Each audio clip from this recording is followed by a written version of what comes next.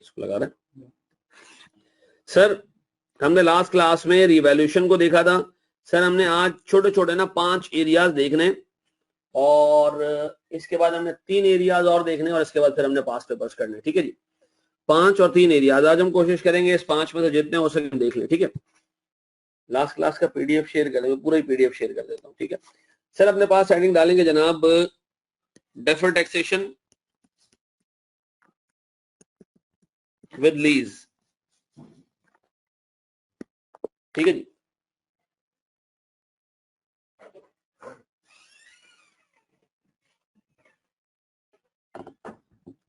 शाबाश शाबाश शाबाश। नहीं लीज नहीं पढ़ा रहा। फिर इसके बाद छोटे छोटे कॉन्सेप्ट्स हैं, फिर हमने पढ़ना है डेफर्ड टैक्स विद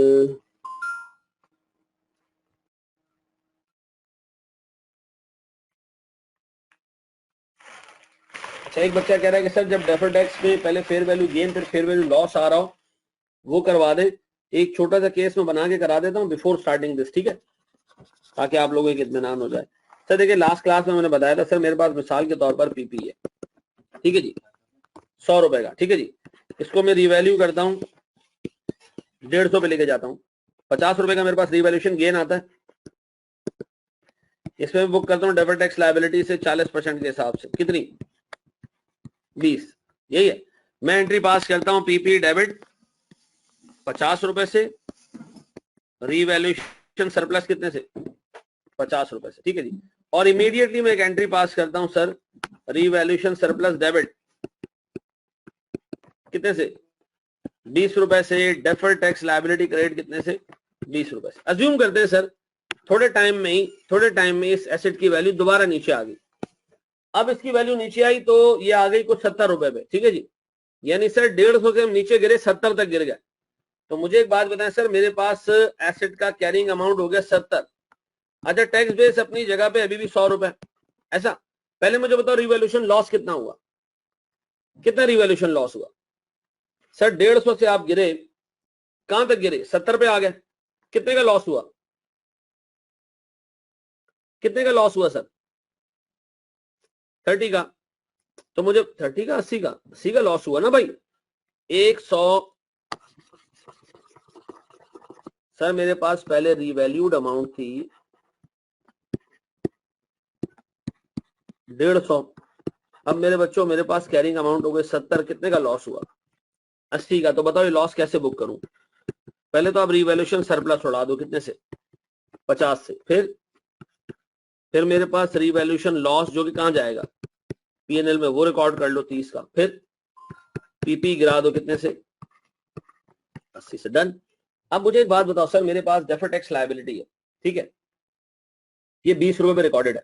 मैंने आपको कहा था जब भी रिवैल्यूएशन डाउनवर्ड हो आपने डेफर्ड टैक्स लायबिलिटी को रिवर्स करना है रिवैल्यूएशन सरप्लस के थ्रू। तो बताएं सर मैं क्या करूं? पहले डेफर्ड टैक्स लायबिलिटी को रिवर्स करूं।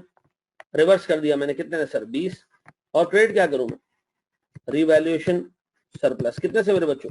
20 से। लेकिन अभी सफिशिएंट नहीं है सर, ये सफिशिएंट नहीं है। मुझे बताएं इस दफा मेरे पास एसेट का कैरिंग अमाउंट है कितने का? 70। बताएं टैक्स बेस कितना है सर मेरे पास? 100 रुपए।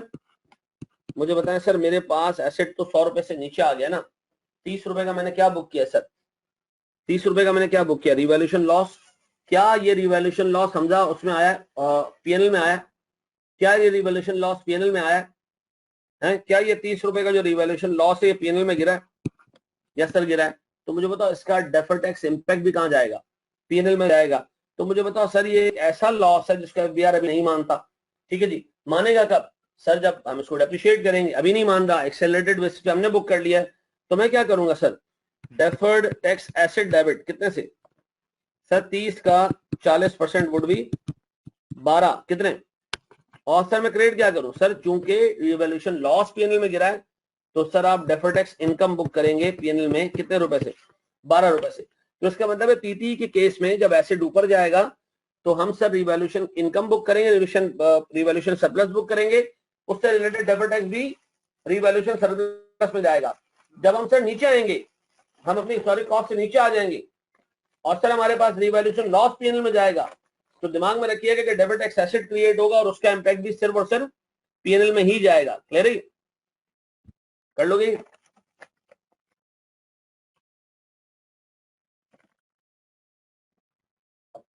सर इसको कॉपी करना है तो कर लें, और मैं फिर आऊँ deferred tax on lease, prior year adjustments, losses, ठीक है जी, टैक्स क्रेडिट्स, ये सारी चीजें हम देखें। मैं जूम आउट कर देता हूँ, बढ़ जाए मेरे बच्चों।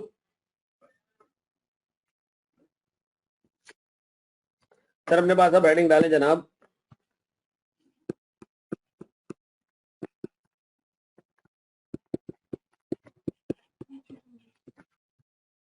डेफर्ड टैक्स विद लॉसेस,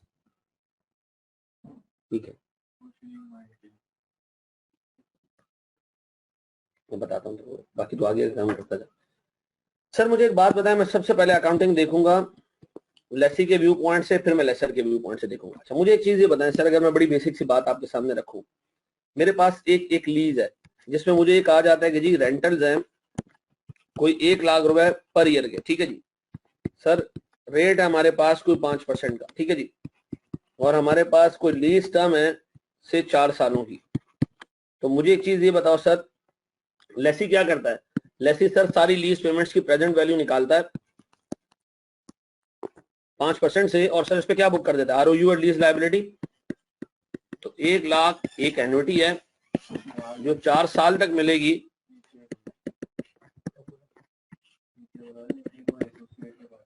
बताया क्या आ रही है सर ये प्रेजेंट वैल्यू? लीजेस है, लीजेस, फिर लॉसेस, अरे यार ठीक है जी, क्या आ रहा है सर मेरे पास? लॉसेस के फौरन बाद हमने करना जी, बताएं सर, ये छोटे छोटे कॉन्सेप्ट हम निकाल लें ताकि हम पास पेपर्स पे आ जाए बेटा। 354 595, अब बताएं सर मैंने क्या बुक किया होगा डे 1 पे बीइंग अ लेसी? सर मेरे पास आरओयू है डेबिट कितने से? 354 595 ऐसा, और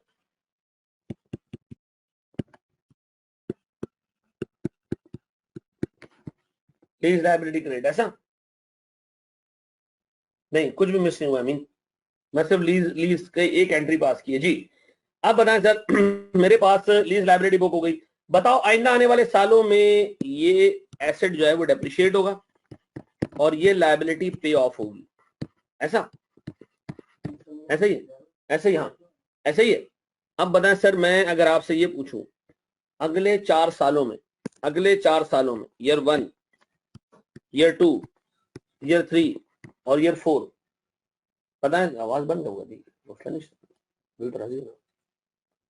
हाँ जी, मुझे एक बात बताएं, ईयर 1, 2, 3 और 4 मुझे बताएं मेरे पास सर डेप्रिसिएशन कितना होगा साल का? डेप्रिसिएशन कितना होगा सालाना? 4 साल से अगर मैं इसको डिवाइड करूं 4 सालों से, सर 354,595 डिवाइड बाय 4,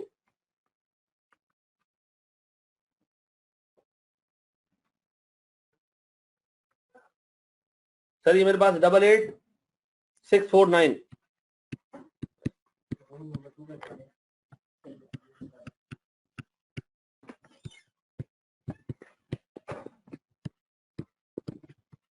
सर इसके अलावा मेरे पास अकाउंटिंग में और कोई एक्सपेंस आएगा?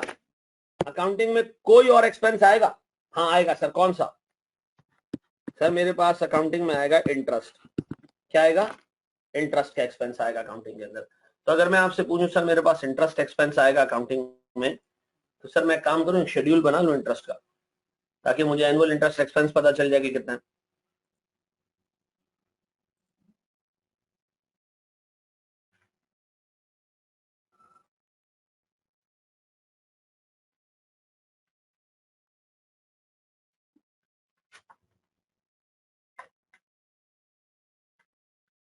अब बताएं सर मेरे पास ईयर ओपनिंग,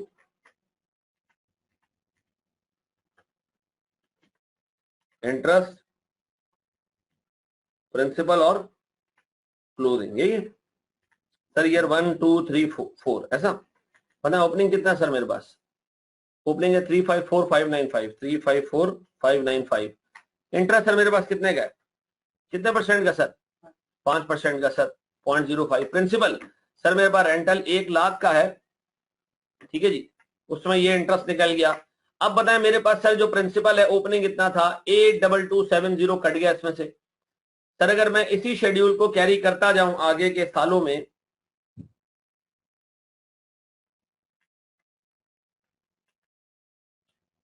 तो सर मेरे पास ये हिसाब किताब बनेगा। बताएं सर, अगर मैं आपसे पूछूं प्यारे बच्चों, ये वर्किंग में वहां ले जाऊं गोपचे में,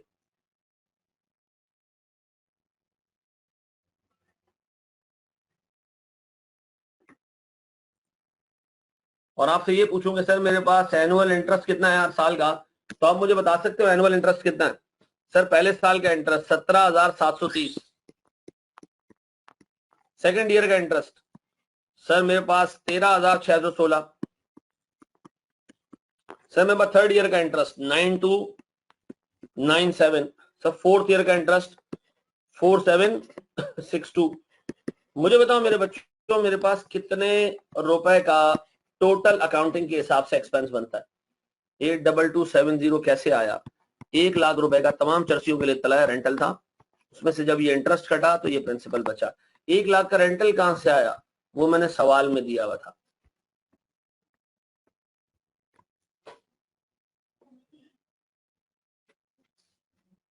ऐसा मुझे बताएं इनका टोटल क्या आ रहा है? सर ईयर 1 आ रहा है 106379। सर मेरे पास ईयर 2 आ रहा है कितना? 102,265। थर्ड में 97946। डालो स्कूल लिया 93411। अच्छा देखो यार, आप इतने लंबे चौड़े कसीदे कर रहे हो, ठीक है जी। मुझे बताया आपको किसने बताया कि फाइनेंस लीज है? आपको किसने बताया कि ये लेसी के हिसाब से फाइनेंस लीज है? किसने बताया? सर स्टैंडर्ड ने कहा कि अगर ये लो वैल्यू लीज नहीं है और अगर ये शॉर्ट टर्म लीज नहीं है तो ये क्या है? फाइनेंस लीज है। लेसी के लिए सभी लीज फाइनेंस है, तो मैंने इसको फाइनेंस लीज ट्रीट करना है। अच्छा एक बात बताओ कि यही क्लासिफिकेशन एफबीआर वाला भी देख रहा होता है? क्या यही क्लासिफिकेशन एफबीआर वाला भी देख रहा था? वो भी आपके लिए जो है वो फाइनेंस और लीज ऑपरेटिंग नहीं सर, उसके पास ये टाइम थोड़ी है कि वो आपके सर्कमस्टांसेस देखे, आपकी लीज टर्म देखे। नहीं, वो कहता है भैया मैं तो लीज को ऐसे देखता हूं जैसे कि एक रेंटल एग्रीमेंट। आपने एक बंदे से एसेट किराए पे लिया और किराया दे रहे हो आप, ठीक है जी, तो उसका मतलब सिर्फ रेंटल अलाउ होगा, ठीक है जी। यानी इसका मतलब एफबीआर के हिसाब से सिर्फ एक चीज एक्सपेंस है, वो क्या? जो रेंटल आप पे कर रहे हो। तो इसका मतलब है सर मेरे पास ओवर द पीरियड ना डेप्रिसिएशन अलाउ करेगा एफबीआर, ना इंटरेस्ट अलाउ करेगा, सिर्फ क्या अलाउ करेगा सर इसकी जगह? रेंटल। रेंटल है कितना? 1,00,000। कितने सालों का? 4 सालों का। मुझे बता total expense over the period accounting में बुक होगा कितना और टैक्स में कितना बुक होगा? टैक्स में तो 4,00,000 अलाउ होगा ओवर द पीरियड, अकाउंटिंग में कितना अलाउ होगा? शायद तो बोला कितना जी? सेम 4,00,000। इसका मतलब है सर ओवर 4 ईयर पीरियड ये दोनों एक्सपेंसेस बराबर है, ऐसा? तो इसका मतलब है सर ये जो पहले साल डिफरेंस आ रहा है ये, और ये जो दूसरे साल डिफरेंस आ रहा है, और ये जो तीसरे साल डिफरेंस आ रहा है, और ये जो चौथे साल डिफरेंस आ रहा है, ये सारे डिफरेंस टेम्पररी हैं। ये सारे डिफरेंस कौन से हैं? ये टेम्पररी डिफरेंस है। सारे डिफरेंसेस कौन से भैया? ये सारे डिफरेंसेस कौन से मेरे बच्चों? ये टेम्पररी डिफरेंसेस हैं, क्योंकि ओवरऑल एक्सपेंस दोनों दोनों स्ट्रीम्स में क्या है? सेम है 4 साल के ऊपर। डन। तो मैं आपसे सर पहला बड़ा बेसिक से एक सवाल पूछता हूं, बड़ा बेसिक से एक सवाल। सर मुझे एक बात बताएं, मेरे पास पहले साल अकाउंटिंग का एक्सपेंस ज्यादा है टैक्स का?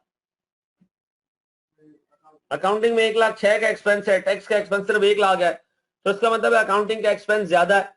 अकाउंटिंग का एक्सपेंस ज्यादा तो अकाउंटिंग का प्रॉफिट कम, अकाउंटिंग का प्रॉफिट कम तो सर मेरे पास टैक्स का प्रॉफिट ज्यादा। टैक्स का प्रॉफिट ज्यादा होना सर मेरे पास डेफर्ड टैक्स इनकम क्रिएट करता है, क्योंकि एक डिडक्टेबल डिफरेंस है। ये कितने का जी? 6379। ये डिडक्टेबल डिफरेंस है। डिडक्टेबल डिफरेंस में मैं बुक कर रहा हूँ डेफर्ड टैक्स एसेट और डेफर्ड टैक्स इनकम। कितने की सर? किस रेट से? किस रेट से सर? अज्यूम करो 40% का रेट है, क्या आ रहा है देखो? 2,552 डन। फिर मुझे एक बात बताओ मेरे बच्चों, जब मैं सेकेंड ईयर में देखता हूं मामला, तो मेरे पास फिर अकाउंटिंग का एक्सपेंस ज्यादा है, फिर टैक्स का एक्सपेंस कम है। मेरे पास अब 2,265 रुपए का further deferred tax further difference create हुआ।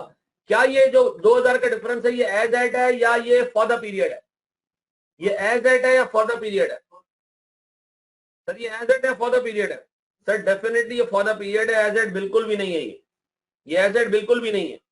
ठीक है जी, एज एट बिल्कुल भी नहीं है। ठीक है जी, क्यों? सर मेरे पास लास्ट ईयर के एक्सपेंसेस को मैंने कंपेयर किया, इस साल के भी एक्सपेंसेस को कंपेयर कर रहा हूं। क्या मैंने बैलेंस शीट की किसी अमाउंट को कंपेयर किया? क्या मैंने किसी एसेट या लायबिलिटी के अमाउंट को कंपेयर किया? नहीं सर, मैंने देखा अकाउंटिंग एक्सपेंस और टैक्स एक्सपेंस को कंपेयर किया जो हर साल का। बताया मेरे पास ये फर्दर डिफरेंस है। बताया इस फर्दर डिफरेंस पे भी अगर मैं 40% लगाऊं तो बताओ मेरे पास कितने रुपए का डेफर्ड टैक्स इनकम आता है? 906। अब बताओ 906 डेफर्ड टैक्स इनकम है, ओपनिंग बैलेंस 2552 है, 906 इसमें ऐड हो जाएगा तो एसेट का बैलेंस कितना रह जाएगा? देखो सर, एसेट का बैलेंस कितना हो जाएगा? प्लेटें बना रहे ना ऊपर मिट्टी की, 353458। अब बताएं सर, अगर मैं थर्ड ईयर में जाता हूं तो मेरे पास थर्ड ईयर में फर्दर डिफरेंस आ रहा है, लेकिन इस दफा डिफरेंस उलट है। इस दफा मेरे पास टैक्स का एक्सपेंस ज्यादा है। टैक्स का एक्सपेंस ज्यादा है तो टैक्स का प्रॉफिट कम, अकाउंटिंग का प्रॉफिट ज्यादा, अकाउंटिंग का प्रॉफिट ज्यादा। तो सर टैक्सेबल डिफरेंस कितने का डिफरेंस है मेरे बच्चों? टैक्सेबल डिफरेंस कितना? 2054 और ये मेरे पास सर टैक्सेबल डिफरेंस है। बताओ इस टैक्सेबल डिफरेंस पे डेफर्ड टैक्स एक्सपेंस बुक होना चाहिए सर कितने का? 822। बताइए ये मेरा एसेट कम हो जाएगा, एसेट कम हो जाएगा। डेफर्ड टैक्स एसेट 3458 है वो कम हो जाएगा, डेफर्ड टैक्स एक्सपेंस आने से कम हो जाएगा। ये देखिए कितना कम हो जाएगा सर, ये कितना रह जाएगा? 2636। अब बताएं लास्ट ईयर फिर मेरे पास एक दफा, फिर मेरे पास एक दफा और मेरे पास एक दफा दोबारा मेरे पास सर क्या आया?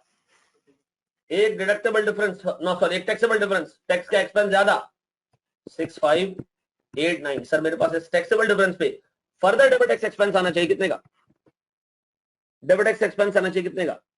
2636। सर मेरा डेबिट टैक्स एसेट क्या रह जाएगा? 0।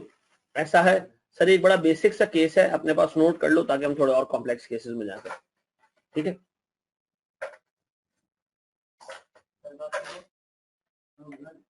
इसकी क्लास चल रही है।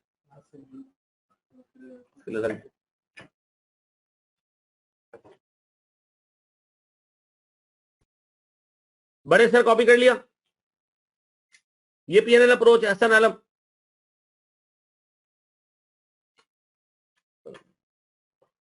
बड़े हम आगे। अच्छा सर मुझे एक चीज ये बताएं, अगर मैं आपसे कहूं प्यारे भाई गौर से देखना सर, प्लीज बोर्ड पे देखना, एक बात बताओ सर, मेरे पास मेरी बैलेंस शीट पे, मेरी बैलेंस शीट गौर से सुनो, अगर मैं अपनी बैलेंस शीट देखूं, आपको लगता है मेरी बैलेंस शीट पे आरओयू आ रहा होगा? आरओयू आ रहा होगा ऐसा ऐसा? और मेरी बैलेंस शीट पे ऑब्लिगेशन अंडर फाइनेंस लीज भी आ रहा होगा ऐसा? अच्छा मुझे बताओ ईयर जीरो पे ये दोनों फिगर्स क्या आ रही होंगी? ईयर जीरो पे, ईयर जीरो पे आ रही होगी 354595 और ये भी आ रही होगी 354। मुझे बताओ लीज ने आपकी बैलेंस शीट पे कितने रुपए का नेट एसेट क्रिएट किया डे वन पे? 0 का। अच्छा एफबीआर कहते हैं हम तो लानत बेचते हैं, हम तो मानते ही नहीं है कि भाई ये एसेट है या लायबिलिटी है, ना ये लेसी का एसेट है ना ये लेसी की लायबिलिटी है। तो सर मुझे बताएं इस नेट एसेट का या लायबिलिटी का टैक्स बेस भी क्या है? 0। तो डिफरेंस 0, डिफरेंस 0 तो डेफर्ड टैक्स भी 0, डेफर्ड टैक्स एक्सपेंस और इनकम भी 0। ऐसा? अब बताओ जब हम पहले साल पहुंचे, पहले साल के एंड पे, तो मेरे बच्चों मुझे एक बात बताओ, आरओयूए डेप्रिशिएट हुआ होगा 88,000 समथिंग से। बताओ डेप्रिशिएट होने के बाद ये कितना रह गया? इसमें हमने अगर 88,000 समथिंग की डेप्रिसिएशन बुक की, 88,649 की, तो बताओ मेरे पास कितने रुपए का आरओयूए रह गया? बताओ मेरे बच्चों कितने रुपए का रुआ रह गया? कितना? 265946। मुझे बताओ इसी तरह मेरे पास मेरे बच्चों ऑब्लिगेशन वो रह गई है 272325। 272325। मुझे बताओ यहां मेरे पास एसेट बड़ा या लायबिलिटी बड़ी है? एसेट बड़ा या लायबिलिटी बड़ी है? जी मुझे बताओ एसेट का अमाउंट बड़ा है या लायबिलिटी का अमाउंट बड़ी है? जी मेरे बच्चों लायबिलिटी का अमाउंट। तो मुझे बताओ ये नेट एसेट निकल रहा है, नेट लायबिलिटी निकल रही है? रितेश ये नेट एसेट है, नेट लायबिलिटी है? नेट लायबिलिटी है। यार नजर साहब आए थे क्या आज सुबह? हाँ। अभी कहां? सर नेट लायबिलिटी कितनी है मेरे बच्चों? नेट लायबिलिटी कितनी है मेरा बच्चा? Net liability 6379। सर इस नेट लायबिलिटी की लायबिलिटी का टैक्स बेस 0 है, तो लायबिलिटी की कैरिंग अमाउंट ज्यादा, टैक्स बेस कम, एक डिडक्टेबल डिफरेंस है। मुझे बताएं इस डिडक्टेबल डिफरेंस पे, इस डिडक्टेबल डिफरेंस पे sir double tax asset book होना चाहिए कितने का? सर 2552 ऐसा, और डेफर्ड टैक्स इनकम आनी चाहिए कितने की? 2552 ऐसा, यही है। अब बताएं सर मेरे पास इसी तरह अगर मैं जाता हूं सेकंड ईयर में, और से देखना बेटा इसका लास्ट ईयर इंटरेस्टिंग है बड़ा।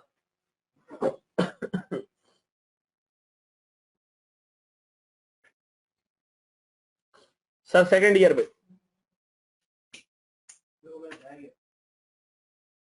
जी, सेकंड ईयर सर बताएं सर मेरे पास एक दफा फिर डेप्रिसिएशन निकलने के बाद कितना अमाउंट रह गया?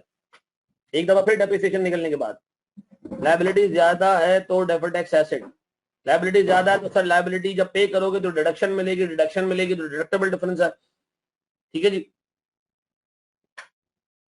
जी सर ROU है 177297। मुझे बताएं सर मेरे पास ऑब्लिगेशन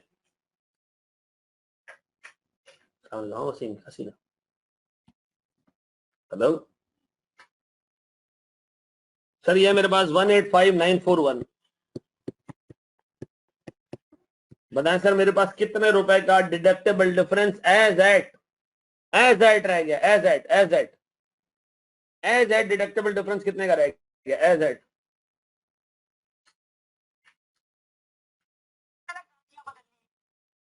कितने का रह गया sir?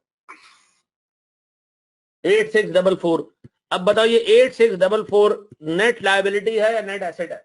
Sir again it's a net liability, और if it is net liability then sir मेरे पास कितने रुपए का डिफरेंस एज एट मौजूद है?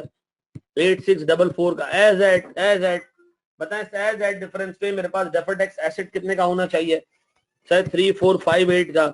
मुझे बताएं as at deferred tax asset को अगर मैं कंपेयर करूं प्रीवियस बैलेंस से तो मुझे कितने रुपए की डेफर्ड टैक्स इनकम बुक करनी चाहिए? 906। पक्का? थर्ड ईयर पे आओ, बताएं सर मेरे पास कितने रुपए का बैलेंस रह गया?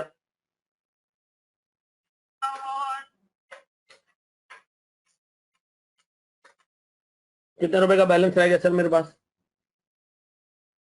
88648। सर लायबिलिटी कितनी रह गई अपने पास? 95238। बताएं मेरे पास सर डिडक्टेबल डिफरेंस का एज एट बैलेंस कितना है? As at 6590।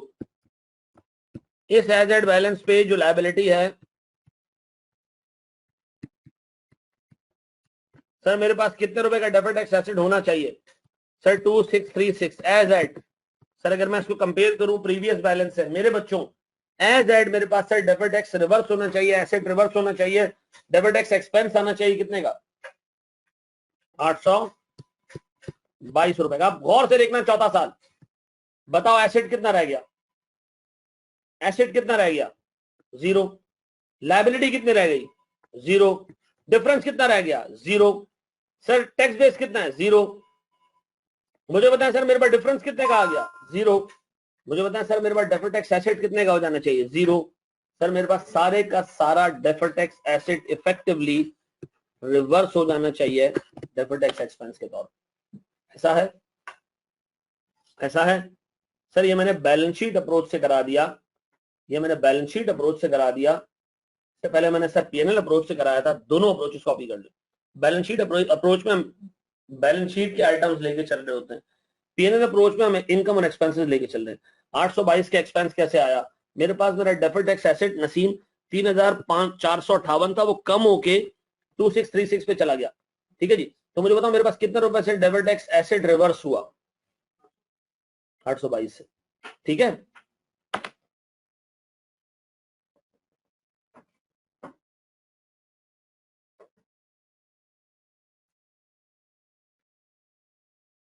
कर लो कॉपी कर लो, आराम से कर लो, 1000 का हो गया, आराम से मिल जाएगा। ठीक है, अच्छा जी सर, बड़े हम एक स्टेप आगे, बड़े हम एक स्टेप आगे। सर मुझे एक बात बताएं, मैं लेसर की अकाउंटिंग पे जाऊं, लेसर का व्यू पॉइंट देखिए। अच्छा मुझे बताओ लेसर, इसी केस में, इसी क्रेडेंशियल्स के साथ यही सारी चीजें मैं उठाऊं और मैं नीचे ले जाऊं लेसर के लिए। प्लीज बोर्ड पे देखिएगा दोस्त,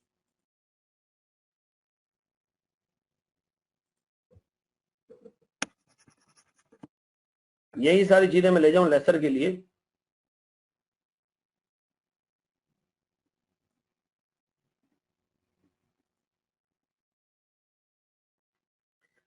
मुझे बताया सर इसकी अगेन प्रेजेंट वैल्यू में निकालूंगा से 5% पे, तो वो प्रेजेंट वैल्यू मेरे पास sir 1 lakh multiply by 1 minus 1 plus 5% raise to the power -4 divided by 5%। मुझे पता क्या आ रहा है, क्या आ रहा है सर ये प्रेजेंट वैल्यू? 3545। अच्छा मुझे एक बात बताओ, एक लेसन आम तौर पे एसेट की पूरी फेयर वैल्यू रेंटल्स के थ्रू रिकवर करता है, ऐसा आपको नहीं लगता कि ये present value effectively fair value है जो उस बंदे ने रेंटल्स के थ्रू रिकवर की है, रेंटल्स और डाउन पेमेंट के थ्रू और सारी चीजों के थ्रू? तो सर ये इफेक्टिवली हमारी फेयर वैल्यू है उस एसेट की जो हमने लीज पे दिया है। तो बताया मैं एंट्री क्या पास करूंगा डे 1 पे? Sir investment in finance lease debit कितने से? सर 354595। और मैं क्रेडिट क्या करूंगा? सर मेरे पास से पीपी चला गया 354595। डन। अब बताओ सर, मैं अगर आपसे पूछूं मेरी अकाउंटिंग के हिसाब से सिर्फ एक ही चीज इनकम बनेगी, वो क्या है? लेसर की सिर्फ एक चीज अकाउंटिंग में इनकम के तौर पे रिकॉर्ड होती है, वो क्या है? इंटरेस्ट। ऐसा ये बंदा करेगा, ये case investment in finance lease को आहिस्ता आहिस्ता क्या करेगा? अमोटाइज करेगा। सर कैसे अमोटाइज करेगा? सर हर साल इसके अंदर ये इंटरेस्ट इनकम बुक करता जाएगा थोड़ी थोड़ी करके, और सर जो पैसे हैं ओरिजिनल वो लेता जाएगा वापस over the 4 year period. Sir ये अपने 3,54,000 रुपए आहिस्ता आहिस्ता करके रिकवर करेगा, और सर ये वो फिगर हैं जो अकाउंटिंग इनकम के तौर पे बुक करेगा। डन। तो अगर मैं आपसे पूछूं मेरे बच्चों, अकाउंटिंग में पीएनएल अप्रोच से अगर मैं चलूं,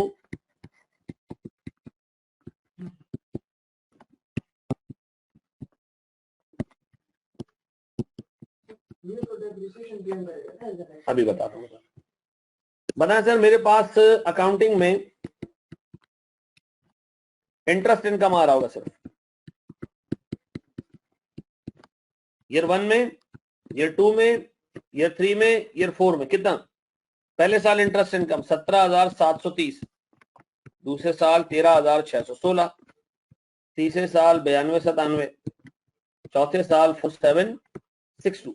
अच्छा टैक्स वाला, ये फाइनेंस लीज अभी को, टैक्स वाला इस बंदे की इनकम को, किस इनकम को टैक्स के तौर पे चार्ज करेगा? किस इनकम को टैक्स में चार्ज करेगा? वो कहेगा भाई ये तो पूरा रेंटल रिसीव कर रहा है, वो पूरे का पूरा रेंटल तुम्हारे पास जो है वो टैक्सेबल है। तो इसका मतलब है सर जो टैक्स वाला एक्सपेंस करेगा वो एंटायर रेंटल इनकम को लेगा। रेंटल इनकम है कितनी? 1 लाख। सर ये तो बड़ा मसला हो जाएगा। अकाउंटिंग वाला रेंटल का सिर्फ एक पार्ट जो कि इंटरेस्ट है उसको टैक्स, उसको इनकम मान रहा है, टैक्स वाला एंटायर रेंटल को इनकम मान रहा है।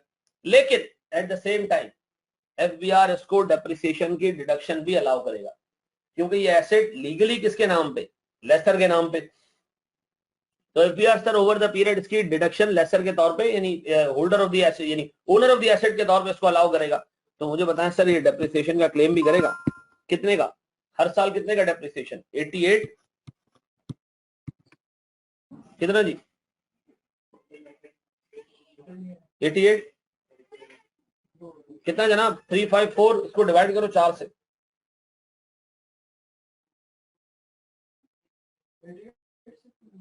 88,649।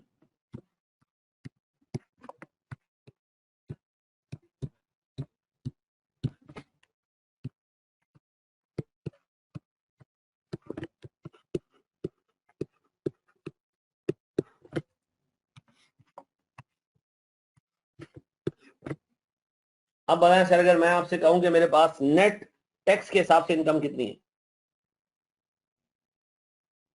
वो बाजी फेयर वैल्यू ही होती है ना क्या एसेट। मुझे एक बात बताओ, लेसर जो होता है, नॉर्मल लेसर जो होता है, वो मार्केट से एसेट खरीदता है और उसी वक्त उसको लीज आउट कर देता है। क्या वो प्रॉफिट कमाता है उसके अंदर? नहीं। तो सर जो एसेट खरीदता है उसकी फेयर वैल्यू उसकी कैरिंग अमाउंट ही होती है, अलग तो नहीं होता ना। वो ये नहीं करता कि 10,000 रुपए का एसेट लेके 11,000 रुपए में लीज पे देता, नहीं। वो 10,000 का एसेट 10,000 रुपए लीज में देता है, सिर्फ वो इनकम कमाता है किसमें? सूद की इनकम। ठीक है जी। अब बना सर मेरे पास 11,000 सेट है, पीपी तो इसके नाम पर है ही नहीं। किसने कह दिया भाई पीपी किसके नाम पे? भाई मुझे बताओ, लीगली पीपी का ओनर कौन है? लेसर है ना मेरा बच्चा। लीगली पीपी का ओनर कौन है? शाजिब, लेसर है। फाइनेंशियल स्टेटमेंट में ना होने का मतलब ये नहीं है कि वो ओनर नहीं है। ठीक है जी। पीपी क्रेडिट कर दिया ना, एफबीआर की नजर में आज भी इसका ओनर कौन है? लेसर है। अच्छा मुझे बताओ, क्या लेसी ने अपने पास पीपी डेबिट किया? हाँ, आरओयू डेबिट किया, तो क्या इससे वो ओनर बन गया? नहीं। एफबीआर की नजर में अकाउंटिंग वो देखता ही नहीं है। वो कहता है भाई इस एसेट का खरीदार मालिक जिसके नाम पे ये वो लेसर है, लेसी को उसने यूज करने के लिए दिया हुआ। ठीक है ना। तो सर लेसी को कोई डेप्रिसिएशन अलाउ नहीं होता, वो एक अलग चीज है। एसएनआर आगे आ रही, थोड़ा सा आगे आ रही जी। टैक्स वाला सब्सटेंस ओवर फॉर्म को नहीं देखता। देखो मुझे पता उसके लिए पॉसिबल भी नहीं है ना। वो क्या हर कंपनी का बैठ के सब्सटेंस ओवर फॉर्म डिसाइड करेगा? तो फिर एफबीआर को कोई 2 करोड़ एम्प्लॉयज चाहिए होंगे तो वो ये काम करता रहा बैठ के।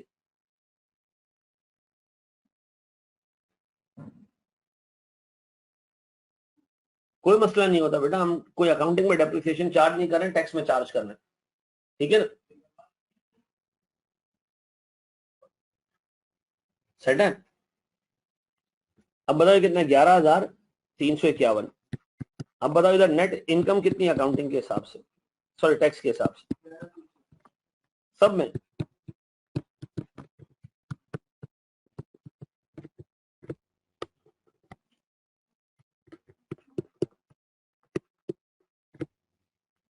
अब बताएं सर, मैं अगर आपसे पूछूं डिफरेंस,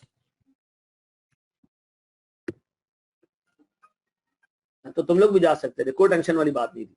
ठीक है जी। हाँ जी, मुझे बताएं कितना आ रहा है सर ये डिफरेंस कितना आ रहा है sir? Taxable difference, accounting income ज्यादा है कितनी? मैंने कोई गाली नहीं दी थी। 6379। मुझे बताइए एक टैक्सेबल डिफरेंस है क्योंकि अकाउंटिंग का प्रॉफिट ज्यादा है। इस टैक्सेबल डिफरेंस पे डेबिट टैक्स एक्सपेंस और डेबिट टैक्स लायबिलिटी वारंट होती है कितनी सर? कितनी मेरे बच्चों?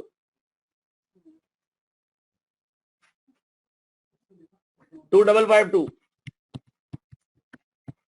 2552।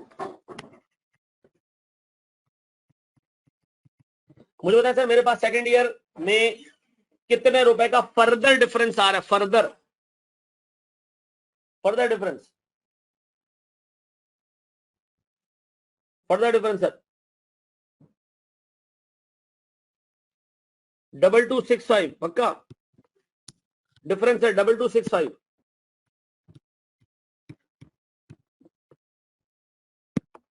फिर सर मेरे पास डबल टैक्स एक्सपेंस इस पे 906 बढ़ के डबल टैक्स लायबिलिटी 3458 पे चली गई।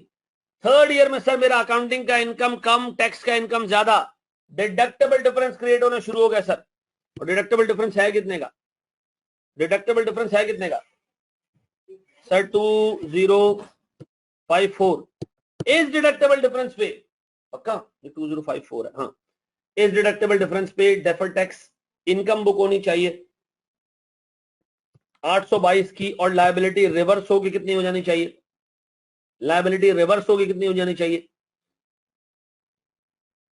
डेफर्ड टैक्स लायबिलिटी रिवर्स होगी इनकम बुक होने से। सर 2636 पक्का। इसके बाद सर फिर मेरे पास सर फर्दर सर मेरी अकाउंटिंग इनकम कम टैक्सेबल इनकम ज्यादा, डिडक्टेबल डिफरेंस सर कितने का? नहीं नेगेटिव पॉजिटिव आपकी मर्जी है शाजिब, जिसको आपने रखना है, बस दिमाग में रखना कि डिडक्टेबल टैक्सेबल है क्या। नेगेटिव पॉजिटिव आप कुछ भी रख सकते हो, फर्क नहीं पड़ता है। 6589 बताएं, इस डिडक्टेबल डिफरेंस पे डेबिट टैक्स इनकम बुक होगी कितने की? 2636 और ये डेबिट टैक्स लायबिलिटी खत्म हो जाएगी। ऐसा सर ये कॉपी करें, पीएनएल अप्रोच, मैं बैलेंस शीट अप्रोच करा रहा हूं सर, शाबाश। ये बैंक से लेते तो मैं सूद देना पड़ता, तो अब काम करो 10% अपनी इनकम में ऐड करते जाओ, ठीक है जी।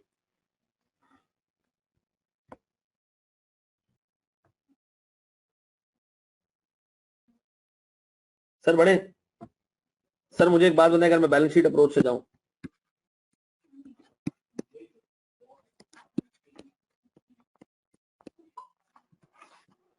अब बताओ बैलेंस शीट अप्रोच से मेरे बच्चों अगर मैं जाता हूं तो बताओ मेरे पास ओवर द 4 ईयर पीरियड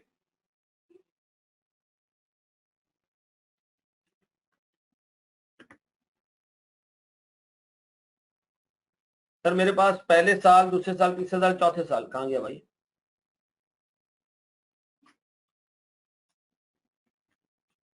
मुझे बताएं सर मेरे पास इन्वेस्टमेंट एंड फाइनेंस लीज कितना आ रहा होगा? Investment and finance lease Hamza बिल्कुल भेज दो।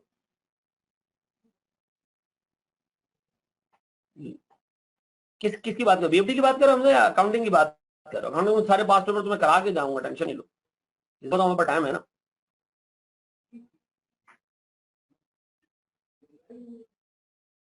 सर मुझे एक बात बताएं, मेरे पास इन्वेस्टमेंट इन फाइनेंस लीज, ये टेबल यूज कर सकता हूं मैं इन्वेस्टमेंट इन फाइनेंस लीज के लिए? सर पहले साल के स्टार्ट पे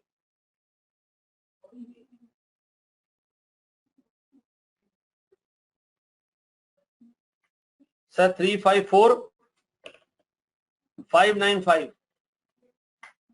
पहले साल के एंड पे 272325, फिर सर 185941, फिर सर 95238, फिर सर 0। ये मेरे पास इन्वेस्टमेंट इन फाइनेंस लीज की फिगर्स हैं। एफबीआर उसको मानता ही नहीं है, इंस्टेड एफबीआर मांगता है पीपीई को। वो कहता है लेसर की बुक्स में तो प्रॉपर्टी प्लांट एंड इक्विपमेंट है। अच्छा डे 1 पे वो इतना ही है, डे 1 पे वो इतना ही है, ठीक है जी। मुझे बता पहले साल के एंड पे कितना हो गया वो? सर इसमें से आप इसको डिवाइड कर दें बाय 4, मल्टीप्लाई कर दें बाय 3, ठीक है जी। फिर सर आप इसको फिर डिवाइड बाय 3 मल्टीप्लाई बाय 2 कर दें, फिर आप सर इसको डिवाइड बाय 2 कर दें, फिर सर आप तो 0 कर दें, सर ये डेप्रिशिएट हो जाएगा। अब बताएं सर मेरे पास अकाउंटिंग में एक एसेट आ रहा है, टैक्स में एक और एसेट आ रहा है, तो मुझे बताएं सर मेरे पास कितने रुपए का डिफरेंस आ रहा है? कोई डिफरेंस नहीं। मुझे एक बात बताएं सर मेरे पास ओवर द पीरियड डिफरेंस कितने का बाबू? मुझे बताएं सर मेरे पास अकाउंटिंग का एसेट, अकाउंटिंग में एसेट ज्यादा है, टैक्स बेस कम है, मेरे पास कौन सा डिफरेंस है सर? कौन सा डिफरेंस है सर? एसेट की कैरिंग अमाउंट ज्यादा है, टैक्स बेस कम है, सो मैं टैक्स बेस काउंट कर लूं सर? जी सर। बताएं मेरे पास एक टैक्सेबल डिफरेंस है, इस पर डेबिट टैक्स लायबिलिटी बननी चाहिए, कितने की सर? 40% के हिसाब से लायबिलिटी। सर मेरे पास डेबिट टैक्स एक्सपेंस 0, दूसरे साल इतना, तीसरे साल चेंज, चौथे साल सर डेबिट टैक्स रिवर्स होना शुरू हो जाएगा और 5वें साल फिर रिवर्स हो जाएगा। ऐसा ये डेबिट टैक्स लायबिलिटी रिवर्स होके 0 हो गई सर, ऐसा। अब बताएं सर इसको अगर मैं वहां टीप दूं,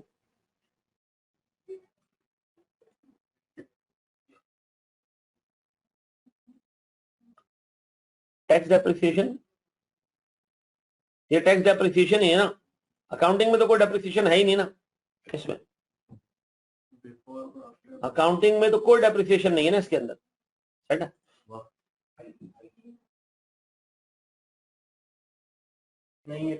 अच्छा जी बड़े हम आगे दोस्त। सर मुझे एक बात बताएं, मैं आपको एक सवाल दे रहा हूं, मुझे एक चीज बताओ, मेरे पास एक कंपनी है लेसी है, उसके पास ROU आ रहा है 4.5 लाख का, उसके पास लीज लायबिलिटी आ रही है 3,60,000 की। मुझे बताओ सर, इस बंदे के पास एक नेट एसेट मौजूद है लीज में, लीज में एक नेट एसेट मौजूद है कितने का? टैक्स वाला 2.65 माने का तो डिडक्टेबल आना चाहिए। अल्लाह के बंदे मुझे एक बात बताओ, एक एसेट का कैरिंग अमाउंट इतना है, टैक्स बेस इतना है, मुझे बताओ एसेट का कैरिंग अमाउंट 2.72 है, टैक्स बेस 2.65 है, तो मुझे बताओ डिफरेंस नसीम कौन सा डिफरेंस होगा मेरा बच्चा? टैक्सेबल होगा डिडक्टेबल होगा? इस एसेट टैक्स बेस सर मेरे पास टैक्स डिडक्टेबल होगा टैक्सेबल होगा बताओ? 2,72,000 रुपए की कैरिंग अमाउंट है, 2.65 का टैक्स बेस है। नसीम मेरी आवाज आ रही बेटा? सीरियसली टैक्सेबल डिफरेंस है ना, सेट हो गया ना? चलो जी, अब सर मुझे इस चीज की बताएं, मेरे पास सर एक नेट एसेट है कितने का? 90,000 का। बताएं इस नेट एसेट का टैक्स बेस कितना है? 0। बताएं इस 90,000 के टैक्सेबल डिफरेंस पे, एसेट है ना इसका, टैक्सेबल डिफरेंस पे क्या बुक करना चाहिए मुझे? डेफर्ड टैक्स एक्सपेंस और लायबिलिटी। बताएं इसके अगेंस्ट कितने रुपए की डेफर्ड टैक्स लायबिलिटी मौजूद होगी? इसके अगेंस्ट कितने रुपए की डेफर्ड टैक्स लायबिलिटी ऑलरेडी मौजूद होगी? डेफर्ड टैक्स लायबिलिटी कितने की मौजूद होगी? 36,000 रुपए की। सर मैं फिर रिपीट कर रहा हूं, मेरे पास एक एसेट है, मैं एक लेसी हूं, 4.5 लाख का एसेट है, 3,60,000 उसके अगेंस्ट लायबिलिटी है, 90,000 रुपए का नेट एसेट बन रहा है। सर इसके against already debit tax liability book हुई हुई है 36,000 रुपए की। सर मैंने ये एसेट उठा के बेच दिया, मैंने ये एसेट उठा के बेच दिया, मैंने कहा भाड़ में जाओ, बेच दिया। अब बताओ मैं बेच सकता हूं? सर आप नहीं बेच सकते, लेकिन अगर मैं बेच दूं, अग्री करके बेच दूं, लेसी को लेसर को कॉन्फिडेंस में लेके बेच दूं, तो मुझे बताओ लेसर को मुझे क्या करना पड़ेगा? इमीडिएटली पैसे पे करने पड़ेंगे, ऐसा? सर मैंने ये एसेट बेचा है, इसकी डिस्पोजल प्रोसीड्स हैं से 5,20,000 और मैंने सर लीज लायबिलिटी इमीडिएटली पे कर दी।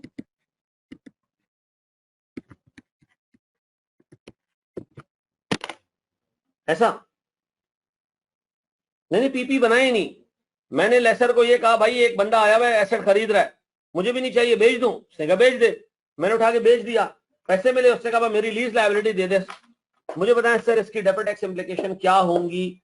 मुझे इसकी जर्नल एंट्रीज बना के दो, खुद सोचो, दिमाग लगाओ। लीज एसेट उठा के बेच दिया और lease liability immediately pay off कर दी, what should be the impact? Sir सवाल में आ चुका है पास पेपर के।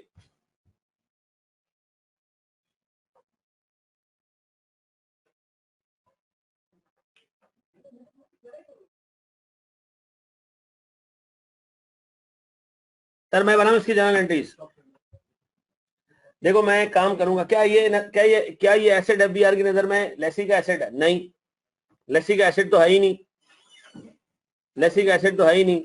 तो फिर आपको नहीं लगता कि जैसे ही मैं इस एसेट को बेचूंगा, मैं अपने पास अकाउंटिंग में एंट्री पास करूंगा, कैश डेबिट कितने से? 5,20,000 से, फिर ROU क्रेडिट कितने से? 4.5 लाख से, और गेन ऑन डिस्पोजल कितने से?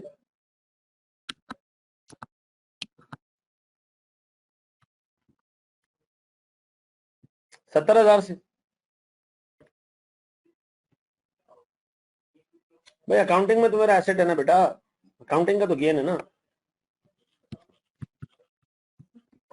ये गेन ऑन डिस्पोजल आ गया किसके हिसाब से? अकाउंटिंग के हिसाब से। डन हमजा। अब बता इसके बाद मैं क्या करूंगा? अपनी लीज लायबिलिटी पे कर दूंगा। लीज लायबिलिटी कितनी? 3,60,000। कैश क्रेडिट कितने से? 3,60,000। मुझे बताओ अकाउंटिंग में ओवरऑल इनकम कितने की बुक हुई?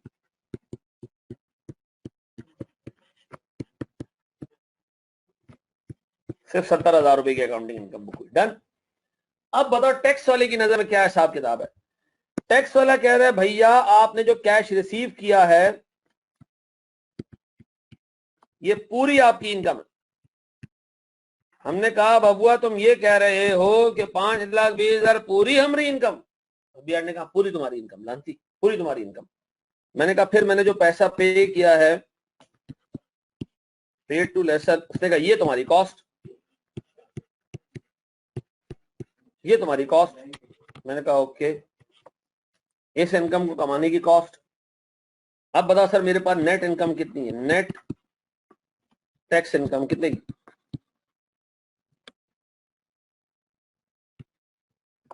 कितनी, 1,60,000, ऐसा 1,60,000 मेरी नेट टैक्सेबल इनकम है। बताओ मेरे बच्चों इस टैक्सेबल इनकम पे करंट टैक्स बुक होना चाहिए। करंट टैक्स एक्सपेंस कितने का, 40% के हिसाब से कितने का, 64 का। अब बताओ सर एसेट बिक गया, क्या एसेट बिक गया, क्या लायबिलिटी खत्म, एसेट खत्म, क्या लायबिलिटी एसेट खत्म। तो मुझे बताओ मेरे पास जो डेफर्ड टैक्स लायबिलिटी है वो भी क्या हो जानी चाहिए, वो भी क्या हो जानी चाहिए, डेफर्ड टैक्स लायबिलिटी भी क्या हो जानी चाहिए, डेफर्ड टैक्स लायबिलिटी भी क्या हो जानी चाहिए।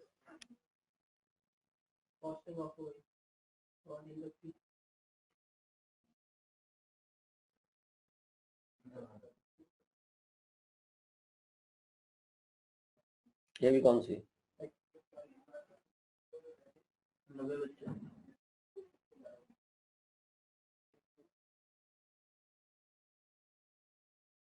मेरे दो बच्चे ऐसे हैं जो दोनों जगह क्लास ले जी।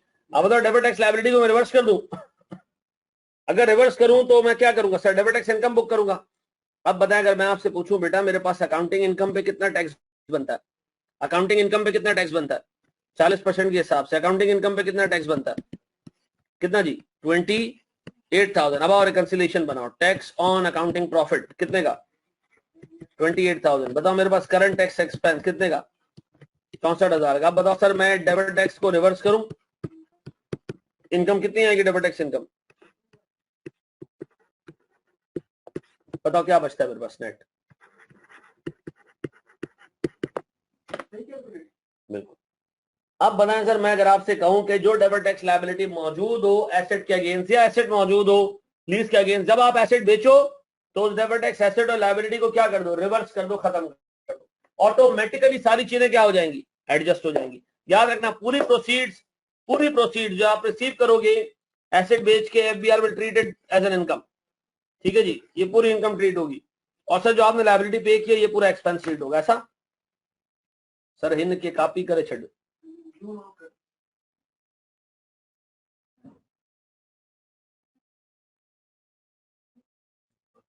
सर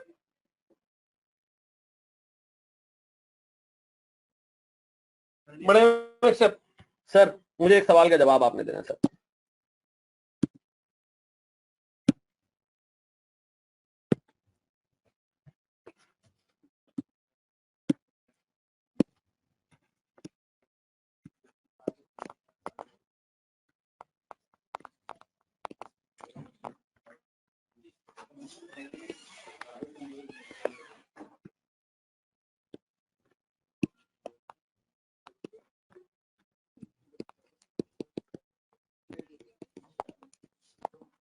अरे जानी यार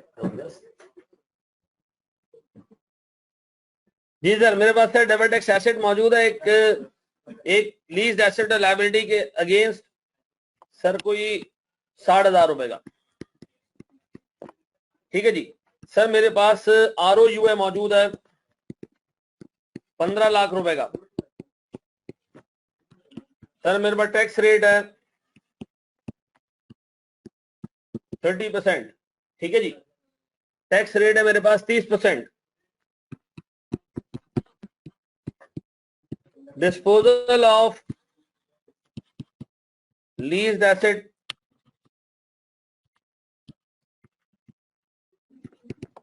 disposal of leased asset for rupees 16 या 1.62 मिलियन। मुझे सर टैक्स रिकंसिलेशन चाहिए, शाबाश, टैक्स रिकंसिलेशन चाहिए मुझे।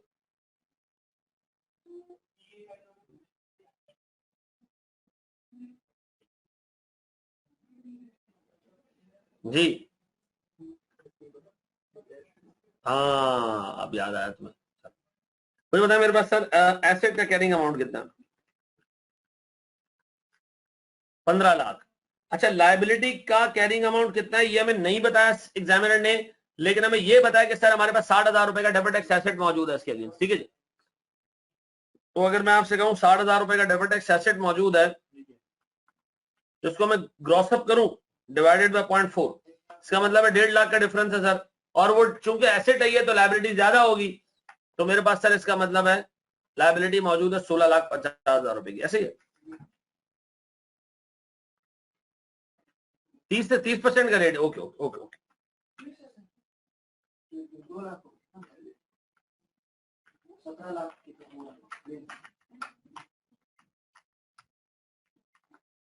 सही जी। अब बताएं सर, मैंने ये एसेट उठा के बेच दिया, तो मेरे पास accounting gain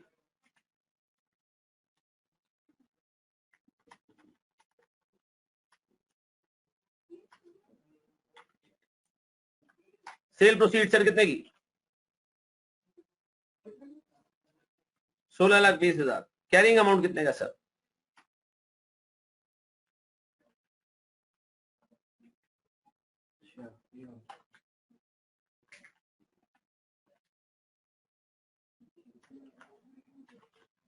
accounting gain sir मुझे बताएं, इस पे टैक्स कितना बनता है?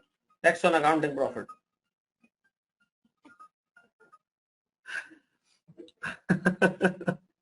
अच्छा सर, मेरे पास टैक्स आ गया अकाउंटिंग प्रॉफिट पे।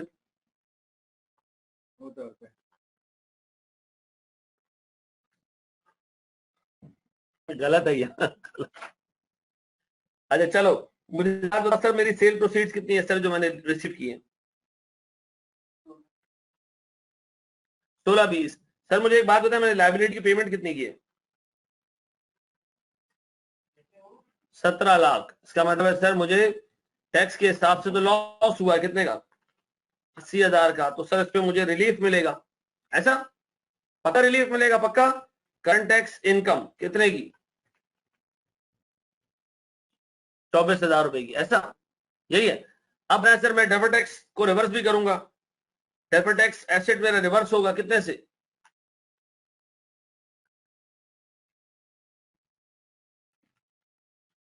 60,000 से। तो बताएं सर मेरा नेट हिसाब किताब क्या बन रहा है? बताएं सर, मेरे पास टैक्स ऑन अकाउंटिंग प्रॉफिट ये आ गया सर। फिर मेरे पास current tax income, deferred tax expense, ये दोनों बराबर है मेरे बच्चों, पक्का? डन है जी? हाँ जी।